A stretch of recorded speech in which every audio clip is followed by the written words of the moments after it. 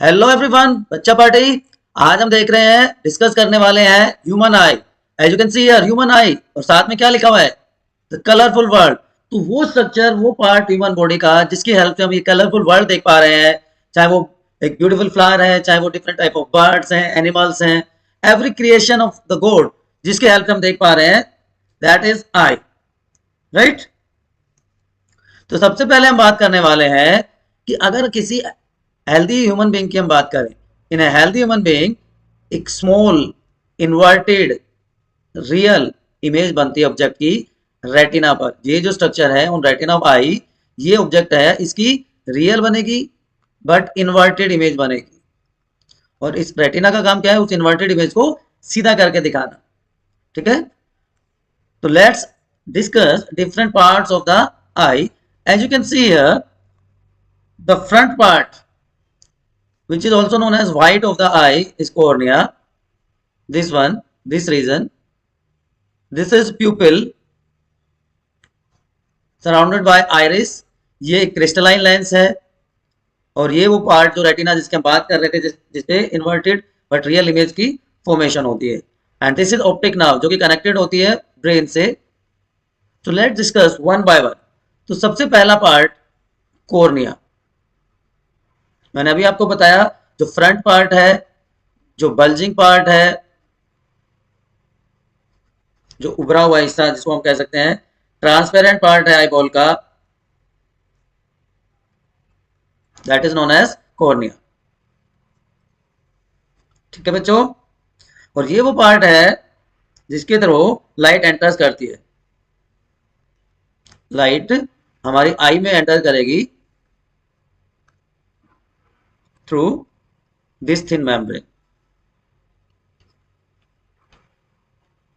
Clear to everyone? Cornea बहुत special structure हो जाती है। क्यों हो जाती है कॉर्निया बहुत स्पेशल स्ट्रक्चर बच्चों? कॉर्निया एक एवेस्कुलर पार्ट है। एवेस्कुलर का मतलब होता है जिसमें कोई ब्लड सप्लाई नहीं है, no blood supply is there. And secondly, cornea transplant is highly successful. क्यों? क्योंकि ब्लड सप्लाई नहीं है। And it is only part of human body which get or receive oxygen directly from the atmosphere। ठीक है। Cornea transplant successful है क्योंकि blood supply नहीं है, और ये ऑक्सीजन रिसीव करता है डायरेक्टली फ्रॉम द एटमोस्फेयर। यहां तक कोई कंफ्यूजन है तो आप लोग मुझे बताइए। उसके बाद जो सेकंड पार्ट आता है, अगर आप आई की स्ट्रक्चर देखें तो ये बल्जिंग पार्ट की हमने बात कर ली। यहां पर हमारा लेंस लोकेटेड है, ये वाला रीजन। लेंस से आगे का जो पार्ट है, it is known as aqueous humour. आगे की तरफ एक्वस ह्यूमर है और पीछे की तरफ होता है बच्चों विट्रस ह्यूमर। क्लियर? तो एक्वस ह्यूमर वाटरी फ्लूइड है जो कहां प्रेजेंट है? Between cornea and lens. ये वाला रीजन कॉर्निया और लेंस के बीच में।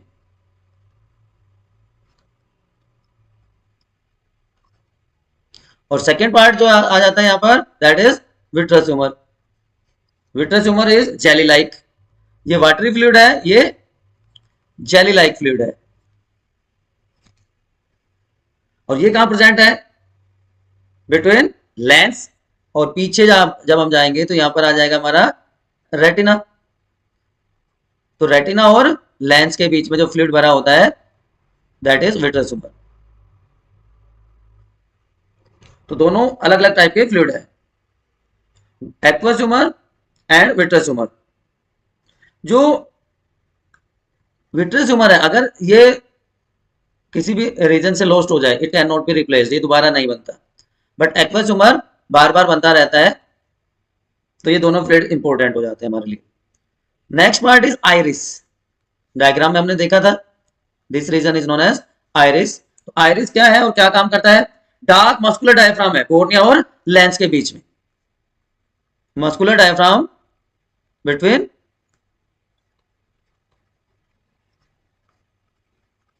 Cornea and lens.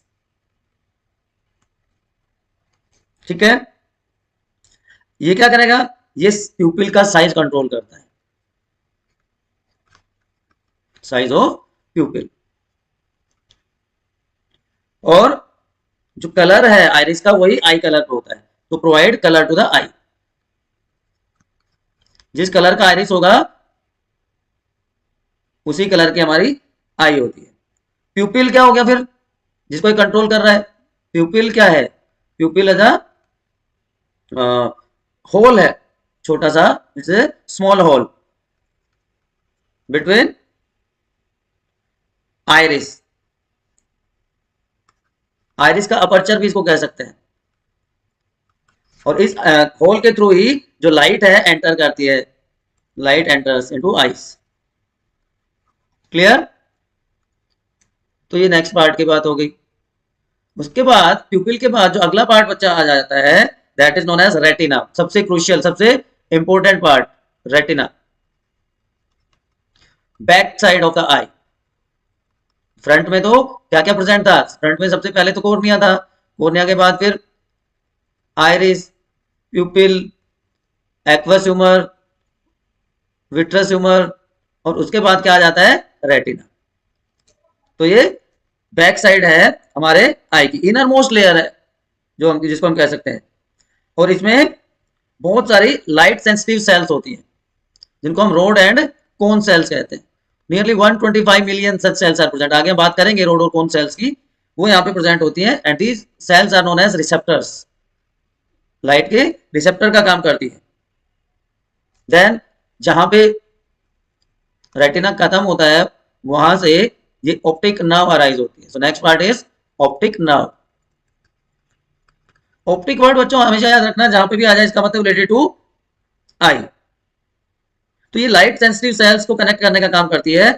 जो सिग्नल है from the light sensitive part enters और transmitted to the brain, central nervous system, या हम डायरेक्टली ब्रेन कह सकते हैं। और दो और स्ट्रक्चर्स हैं, आई लेंस, जो मैं पहले बताने वाला था, लेकिन क्योंकि एक सीक्वेंस हमने मेंटेन कर ली थी तो यहां पर उनकी बात कर लेते हैं।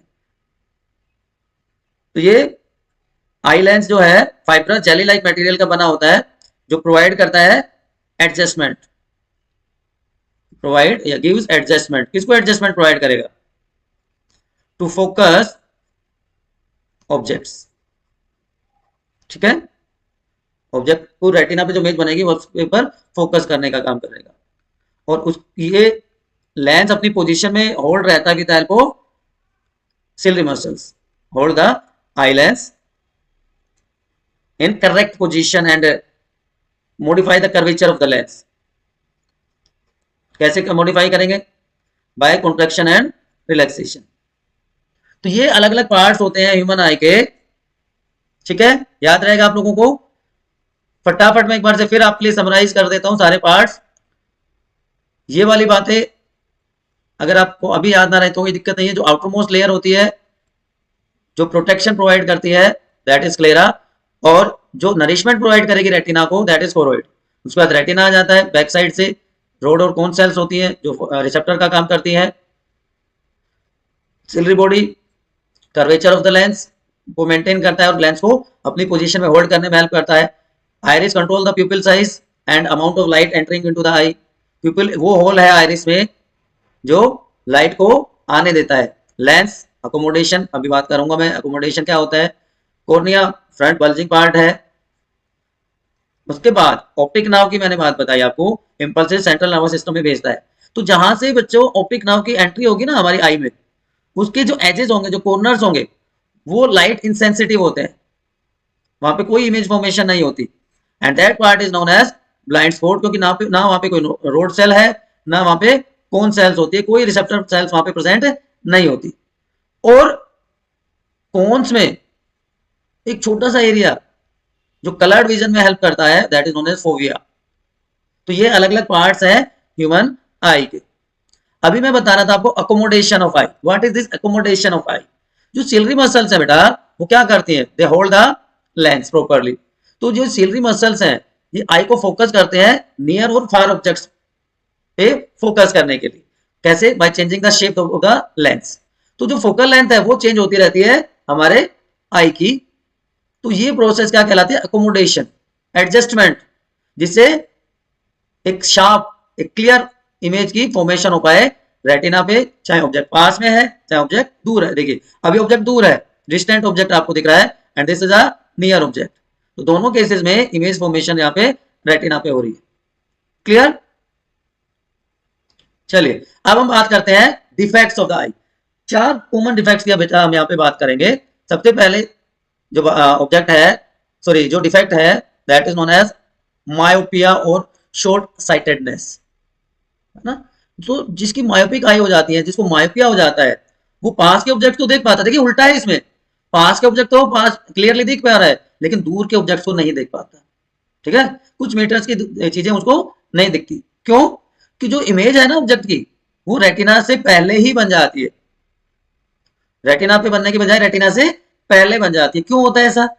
इसका रीजन है कि जो फोकल लेंथ है हमारे लेंस की, वो कम हो जाती है, या जो आईबॉल है वो इलोंगेट हो जाती है। ठीक है, कैसे होता है? देखिए, ये देखिए यहाँ पर नॉर्मल आई है, ये लाइट रेज फोकस कर रही है, लेंस के थ्रू पास होकर यहाँ पे इमेज बन गई, क्लियर इमेज की फॉर्मेशन रेटिना पे बन गई। Least distance of distinct vision क्या होता है? वो मिनिमम डिस्टेंस जहां से हम ऑब्जेक्ट को, दो ऑब्जेक्ट को क्लियरली अलग अलग देख पाए, that is known as least distance of distinct vision. वो ह्यूमन आई के केस में 25 सेंटीमीटर होता है। इसको नियर पॉइंट भी बोलते हैं। तो नियर पॉइंट क्या होता है? 25 सेंटीमीटर। और far point normal human eye के लिए क्या होता है? इन्फिनिटी। तो मायोपिक आई में जो इमेज बननी थी रेटिना पे, वो कहां बन रही है? Before retina. ठीक है, तो इसको हम कैसे ठीक कर सकते हैं? It can be corrected by using concave length of suitable focal length. तो यहां पर हमने एक फोकल लेंथ रख दिया जो कि हेल्प कर देता है उस इमेज को दोबारा से रेटिना पे बनने। तो कॉनकेव लेंस को यूज करके मायोपिया को हम करेक्ट कर सकते हैं। Is it clear? चलिए दूसरी बात या दूसरा डिफेक्ट जो है, दैट इज हाइपरमेट्रोपिया और लॉन्ग साइटेडनेस। उल्टा इसमें लॉन्ग साइटेडनेस है, मतलब दूर की चीजें तो दिख रही हैं लेकिन पास की चीजें नहीं दिखती। तो रीडिंग मटेरियल है वो 25 सेंटीमीटर से दूर रखना पड़ता है आई से, है ना। तो ये क्यों होता है? इसमें वहां पे फोकल लेंथ कम हुई थी, यहाँ पे फोकल लेंथ बढ़ जाती है, और वहां पे आई बॉल का साइज बड़ा हो गया था, यहाँ पे आई बॉल का साइज कम हो जाता है। और जो इमेज रेटिना पे बननी चाहिए मायोपिया में पहले बन गई थी, अब यहाँ पे जो रेटिना है उसके पीछे बन जाती है। तो दोनों ही केस में इमेज रेटिना पे नहीं बन पाती। ये देखिए यहाँ पर least distance distinct vision 25 centimetre है, नॉर्मल आई में इमेज रेटिना पे बनी। हाइपरमेट्रोपिक में क्या हुआ? आईबॉल का साइज कम हो गया, तो जो इमेज फॉर्मेशन है वो पीछे बनती है, यहाँ पे ये इमेज बन रही है। तो क्या करें? उसका एक सिंपल सा सॉल्यूशन है, convex lens of suitable focal length, उसको हम यूज करके और इमेज को वापस से वहीं पर बना सकते हैं। याद रहेगा? तो देखिए दो चीजें हैं, कॉनकेव फॉर मायोपिया, बहुत कंफ्यूज करते हैं ये, कॉन्वेक्स फॉर हाइपरमेट्रोपिया। याद रहेगा अब आपको? चलिए तीसरा डिफेक्ट जो आता है दैट इज प्रेस बायोपिया। जैसे जैसे एज बढ़ती है, एडवांसिंग एज के साथ साथ ओल्ड एज में जो अकोमोडेशन पावर है ह्यूमन आई की वो डिक्रीज हो जाती है, या जो लेंस है वो ओपैक होने लगता है, धुंधलापन आ जाता है। तो जो ओल्ड एज पर्सन है they can not see near objects comfortably या क्लियरली। ठीक है, तो ये क्यों हो रहा है? वीकनिंग ऑफ सिलरी मसल्स और जो फ्लेक्सिबिलिटी है आई लेंस की, जिसकी वजह से अकोमोडेशन नहीं हो पा रहा, है ना। अब अगर किसी पर्सन में मायोपिया भी हो जाए और हाइपरमेट्रोपिया भी दोनों हो जाए, तो उस कंडीशन में क्या करना पड़ेगा? उस पर्सन को बाइफोकल लेंसेज यूज करने पड़ेंगे, जिसमें कॉनकेव भी होगा और कॉन्वेक्स लेंस भी होगा। अपर साइड में ध्यान रखना, upper side will have concave, concave ऊपर एंड कॉन्वेक्स नीचे। आपने देखा बहुत सारे लोग स्पेक्स पहनते हैं, उसमें एक लाइन सी बनी होती है। हालांकि आजकल तो प्रोग्रेसिव लेंसेज आने लगे हैं जिसमें पता ही नहीं चलता, बट पहले या तो एक छोटा सा सर्कल बना होता था। अब पुराने लोगों का अगर आप स्पेक्टिकल्स देखेंगे, या उनमें एक लाइन बनी होती थी, तो ऊपर कॉनकेव लेंस होता था जो कि डिस्टिंक्ट विजन के लिए होता था, और लोअर पोर्शन था वो उसमें कॉन्वेक्स लेंस होता है जो कि नियर विजन के लिए होता है। ठीक है, और lastly cataract. Next defect is cataract.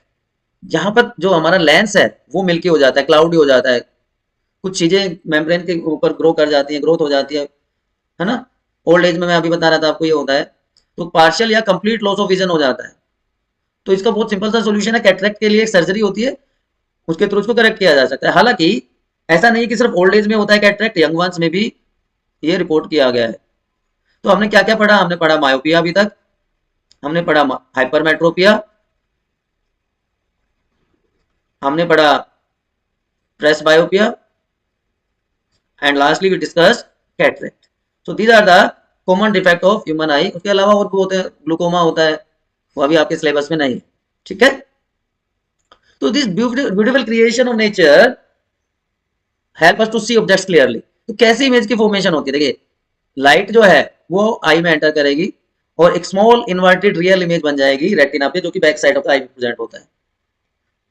अब ये जो इंफॉर्मेशन है ये इलेक्ट्रिकल इंपल्सेस की फॉर्म में ऑप्टिक नर्व के हेल्प से ब्रेन तक जाएगी, और ब्रेन उसको मॉडिफाई करेगा, उसको प्रोसेस करेगा एंड उसको फ्लिप कर देगा। तो जो इन्वर्टेड इमेज थी वो सीधी दिखाई दे जाती है। So this is the function of this beautiful eye, as you can see here. और यहाँ पर फोटो रिसेप्टर्स प्रेजेंट होते हैं, मैंने बताया था फोटो रिसेप्टर्स की हम बात करेंगे तो दो तरह के फोटो रिसेप्टर्स होते हैं, rod cells and cone cells. यहाँ पर आप देख पा रहे हैं रोड, कोन, दो तरह की सेल्स प्रेजेंट होती है, दोनों अलग अलग तरह से काम करती है। लोकेशन की बात करें तो रोड सेल्स होंगी पेरिफेरल पार्ट में होंगी, बाहर की साइड में होंगी, बट जो कोन सेल्स हैं वो सेंटर में, मैंने बताया था थोड़ी देर पहले, फोविया में प्रेजेंट होती है। रोड सेल्स नाइट विजन, आप ऐसे याद रखते हो, रात में रोड देखने के काम क्या आएगा? नाइट विजन में डिम लाइट में रोड, और डे लाइट के लिए ब्राइट लाइट में कोन्स एक्टिव होती है। जो रोड सेल्स हैं उनकी रेजोल्यूशन पावर थोड़ी सी कम होती है as compare to cone cells. Then जो कलर सेंसिटिविटी है वो सारी वेवलेंथ पर रोड काम करते हैं क्योंकि नाइट में है, और जो प्राइमरी कलर्स हैं आरजीबी, उसके लिए सेंसिटिविटी या वेवलेंथ होती है कोन सेल्स की। तो विजन अगर रोड सेल से हो रहा है तो वो रात में तो सिर्फ ब्लैक और व्हाइट हमें दिखता है, एक्रोमेटिक विजन कहते हैं उसको, और कलर विजन को क्रोमेटिक विजन कहा जाता है, ठीक है। अबंडेंस बहुत ज्यादा और इसकी बहुत कम होती है। Nearly 125 million photo receptor cells are found in human body, sorry human eye. So this is regarding structure of eye, है ना।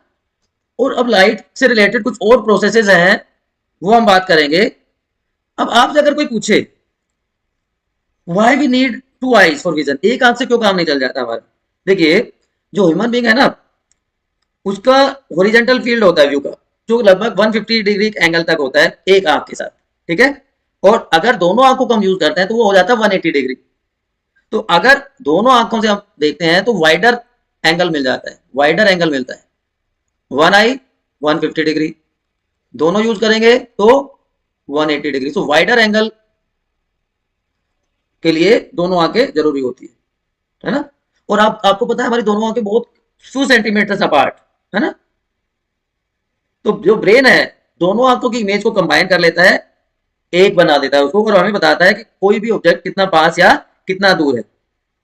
और दोनों आंखें अगर हम ओपन रखते हैं तो एक डेप्थ की जो थर्ड डायमेंशन है वो हमें मिल जाती है। इसलिए दो आंखें ज्यादा इफेक्टिवली काम करती है, ज्यादा वाइडर एडेप्टेबिलिटी मिलती है, वाइडर एंगल हमें मिल जाता है। तो अब बात करते हैं प्रिज्म की। आप सबने अपने फिजिक्स लैब में देखा होगा एक ग्लास की इस तरह से स्ट्रक्चर है, उसको हम स्लैब बोल देते हैं, ऑलरेडी हम बात कर चुके हैं। एक ट्रायंगुलर स्ट्रक्चर मिलती है आपको which is known as prism. तो एक ट्रांसपेरेंट रिफ्लेक्टिंग मीडियम है जिसके एटलीस्ट दो लेटरल सरफेसेस होते हैं जो कि एक पर्टिकुलर एंगल पे एक दूसरे पे इंक्लाइंड है। तो ये एक एंगल हो सकता है, ये एक एंगल हो सकता है, ये एक एंगल हो सकता है, ये एक एंगल है, ये एक एंगल है। तो एटलीस्ट दो एंगल वहां पे कम से कम होंगे। तो देखिए यहां से इंसिडेंट रे आई तो ये एंगल ऑफ इंसिडेंस हो गया, ये इसका नॉर्मल हमने ड्रॉ कर दिया। अब एंगल ऑफ डेविएशन ये वाला होना था, लेकिन रिफ्रैक्शन की वजह से वो यहां से इमर्ज कर रही है। सो दिस इज इमर्जेंट रे, this is angle of deviation. देखिए ये पाथ फॉलो करने वाली थी, लेकिन ड्यू टू रिफ्रैक्शन ये इस पाथ से बाहर निकल जाती है। सो ये एंगल ऑफ रिफ्रैक्शन हो गया eye, angle r is angle of refraction, ठीक है। यहां पे भी हमने नॉर्मल, जो एंगल ऑफ इमरजेंस है वहां पे भी हमने नॉर्मल ड्रॉ किया। तो जो डिस्पर्शन है व्हाइट लाइट का वो ग्लास प्रिज्म से होता है। The phenomenon of splitting of light, जो व्हाइट लाइट है इसका, इसके कंस्टिट्यूएंट कलर्स में ब्रेक डाउन होना, जब ये प्रिज्म में से निकलती है, उस प्रोसेस को, उस फिनोमिनन को हम कहते हैं डिस्पर्शन ऑफ लाइट। और ये लाइट 7 कलर से मिलकर बनी होती है, जिसको हम विबग्योर कहते हैं, violet, indigo, blue, green, yellow, orange and red, and this is known as spectrum of light. तो इजी वे में आप देखिए, ये जो रिफ्रैक्टिंग सरफेसेस है जो एक दूसरे पे इंक्लाइंड करते हैं, ये प्रिज्म के दो सरफेस है। ये एंगल इंसिडेंट रे है, this is incident ray, and this is refracted रे, या इसको इमर्जेंट रे भी आप कह सकते हैं। यहां पे इसको इमर्जेंट रे कहेंगे हम। सो ये एंगल ऑफ इंसिडेंस है, angle I, this is the normal drawn जब लाइट रे पहले सरफेस पे स्ट्राइक करती है। दिस इज रिफ्रैक्टेड रे, ये एंगल ऑफ इमरजेंस है, angle of emergence, and this is refracted रे। ये नॉर्मल पाथ उसको फॉलो करना था। क्लियर? ये बात अभी मैंने आपको बताई थी। अब जो डिस्पर्शन है ये क्यों होता है, why this dispersion takes place? बहुत सिंपल सी बात है बेटा, कि जो डिफरेंट कलर्स हैं लाइट रे, वो वैक्यूम में तो सेम स्पीड से ट्रेवल करते हैं, बट जैसे ही कोई दूसरा मीडियम उसको मिलता है, they travel with different speed and band through different angles, जिसकी वजह से वो अलग अलग बैंड्स बना देते हैं, and this is known as dispersion of light. तो यहाँ पे देखिए अलग अलग वेवलेंथ है, रेड का जो डेविएशन है सबसे कम है, और वायलेट का डेविएशन सबसे ज्यादा है। So the phenomena of splitting of white light into its 7 constituent colours is known as dispersion, और ये हमें जो मिला दिस इज स्पेक्ट्रम। विबग्योर जो हमें मिला है that is spectrum of light. अब अगर हम उल्टा कर दें, अगर इन 7 कलर्स को अगर हम फास्ट स्पीड पे रोटेट करवाएंगे तो व्हाइट कलर हमें मिलेगा, and that is known as Newton's disc.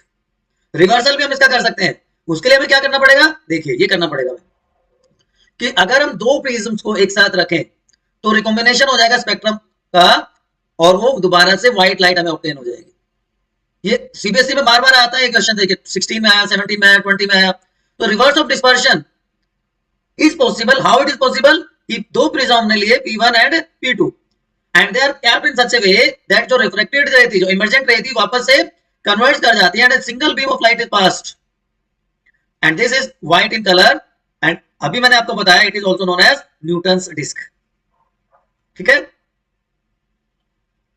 तो अगर दो प्रिज्म को, एक को सीधा रखेंगे एक उल्टा रखेंगे, तो लाइट रेज वापस से सिंगल लाइट की फॉर्म में बाहर निकलती है, that is known as Newton's disc. एक सिंगल लाइट मिल जाती है कलर की। Now how this rainbow formation occurs, आपने बहुत बार देखा होगा। तो ये भी लाइट का स्पेक्ट्रम ही है बेटा। उसमें 3 चीजें हो रही है, रिफ्रैक्शन हो रहा है, डिस्पर्शन होता है, एंड इंटरनल रिफ्लेक्शन है सनलाइट का बाय रेन ड्रॉप, जो कि स्फेरिकल रेन ड्रॉप है। ये एक रेन ड्रॉप है स्फेरिकल, सनलाइट इस पे गिरती है, देन रिफ्लेक्शन अकर्स, ठीक है, और वो डेविएट हो जाती है। डेविएशन के बाद वो एक पाथ फॉलो करती है और लीनियर हो जाती है। उसके बाद स्ट्राइकिंग करने के बाद जहां से वो इमरजेंट हुई थी, जहां से वो आई थी, पैरेलल हो जाती है उसी के। थोड़ा सा और इजीली मैं आपको यहाँ पे बताता हूँ। देखिए व्हाइट लाइट आई, यहां से strike to water droplet, water droplet से टकराती है, रिफ्लेक्शन हुआ क्योंकि दो अलग अलग सरफेसेस हैं, उसमें एंटर करती है, तो multiple reflection occur, total internal reflection occurs, and after striking this, जब वो बाहर निकलती है तो दोबारा से रिफ्लेक्शन होता है, और वो अपने कॉन्स्टिट्यूएंट कलर्स में ब्रेक डाउन हो जाता है, उसका डिस्पर्शन हो जाता है उसका। तो सबसे पहले रिफ्लेक्शन हुआ, फिर टोटल इंटरनल रिफ्लेक्शन हुआ, and ultimately dispersion occurs, and we see the beautiful colours, है ना। तो वाटर यहाँ पे जो वाटर ड्रॉपलेट है वो किसका काम कर रही है, यहाँ पे प्रिज्म का काम करती है। यहाँ पे जो रिफ्रैक्ट करती है लाइट रे को, देन उसका इंटरनल रिफ्लेक्शन होता है, and again after refraction it comes out and get dispersed. Is it clear now? अगर अभी भी कोई कंफ्यूजन, प्लीज आप कोई कंफ्यूजन अपने दिमाग में ना रखें। जो भी आपको प्रॉब्लम है दिमाग में, आप उसको फटाफट से पूछ ले, ठीक है। चलिए, तो एक फिनोमिनन की हमने बात करी। दूसरी बात आती है एटमॉस्फेरिक रिफ्लेक्शन की वजह से क्या क्या होता है। अब रिफ्लेक्शन क्या होता है? जब दो मीडियम के बीच में रिफ्लेक्शन हो, जिसमें से एक हमारा एटमॉस्फेयर हो और दूसरा कोई भी सरफेस हो, then it is known as atmospheric reflection. सबसे कॉमन एग्जांपल है ट्विंकलिंग ऑफ स्टार। ये रिफ्लेक्शन की वजह से हो रहा है कि जो स्ट्रेट लाइट, जो स्टार की जो स्ट्रेट लाइट है वो अर्थ के एटमॉस्फेयर में जैसे ही एंटर करती है उसमें कंटिन्यूअसली रिफ्लेक्शन होता है until it reaches earth surface. अब जैसे ही अर्थ के सरफेस पे पहुंचती है और हमारी आईज में एंटर करती है, ये डिक्रीज कर जाती है continuously and star appears twinkling at night. ठीक है, तो twinkling of stars is due to atmospheric refraction. जो स्टार की एक्चुअल पोजीशन है वो डिफरेंट है उसकी रियल पोजीशन से, है ना।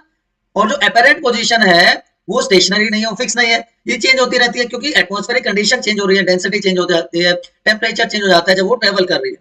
तो जो पाथ है लाइट का वो भी चेंज हो रहा है। कौन सी लाइट का? जो स्टार से आ रही है। तो amount of light entering our eye from a particular star increases और डिक्रीजेस विद टाइम। तो इसलिए कभी तो स्टार बहुत ब्राइट अपीयर हो जाता है, कभी ये फेट अपीयर होता है and it results in the twinkling effect of stars due to changes in atmospheric conditions. ठीक है, एक और चीज आपने ऑब्जर्व करी होगी कि उनका जो पोजीशन है वो भी हमें अलग अलग टाइम पे अलग अलग दिखाई देती है। Star seems higher than they actually appear. देखिए यहाँ पे एक्चुअल पोजीशन है लेकिन हमें दिखता है यहाँ पे ए एक्चुअल पोजीशन है, बी पे दिखाई दे रहा है। क्यों? ऑप्टिकल डेंसिटी या रिफ्लेक्टिव इंडेक्स इंक्रीज हो जाता है और जो बेंडिंग है वो लाइट की ड्यू टू एटमॉस्फेरिक रिफ्रैक्शन। क्या हुआ? जैसे ही लाइट, स्टार की लाइट हमारे एटमॉस्फेयर में एंटर करती है, इट अंडरगोज रिफ्रैक्शन, उसका रिफ्रैक्शन हुआ और ये बेंड करेगी नॉर्मल की तरफ। जितनी बार भी रिफ्रैक्शन होगा वो नॉर्मल की तरफ बेंड करती जाएगी। आप इसको ऐसे समझ सकते हैं, यहाँ पे बेंड हुई, ये नॉर्मल हुआ इसका, तो नॉर्मल की तरफ बेंड होगी, फिर से रिफ्रैक्शन होगा, फिर से नॉर्मल की तरफ बेंड कर जाएगी and this continuously happens. Normal की तरफ ही ये बेंड करती जाएगी। सो जो अपरेंट पोजीशन है वो स्लाइटली डिफरेंट हो जाती है उसकी एक्चुअल पोजीशन से and star appears slightly higher than the its actual position. Continuous multiple reflection की वजह से बार बार वो नॉर्मल की तरफ जाती जा रही है और जो रियल पोजीशन है उससे वो ऊंचा दिखाई देता है। क्लियर? चलिए, तो ये बात हमने कर ली कि प्लेनेट क्यों, सॉरी, ट्विंकलिंग ऑफ स्टार की हमने बात कर ली। प्लेनेट क्यों ट्विंकल नहीं करते? क्योंकि they are very close to each other, they are very close to each other. तो जो अमाउंट हमें ऑब्टेन होता है it is much higher than stars.